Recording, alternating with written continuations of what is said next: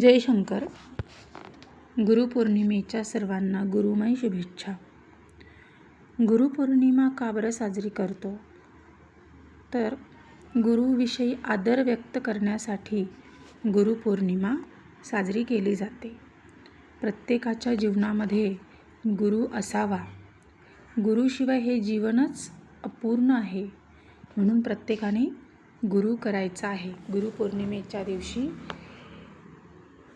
आपल्या घरामध्ये जर गुरुचा फोटो तसबीर असेल तर सकाळी लवकर उठून ब्रह्ममुहूर्तावर गुरुची पूजा करायची आहे.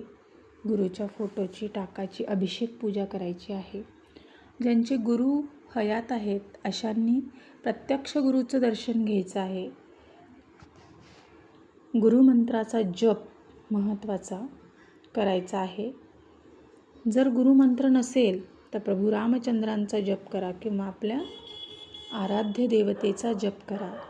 गुरुपौर्णिमेच्या दिवशी दान धर्म पुण्य हे करा आणि आपली गुरुपौर्णिमा आनंदमयी करा आणि आपल्या गुरुविषयी एक आदरयुक्त भावनेने कृतज्ञता व्यक्त करा.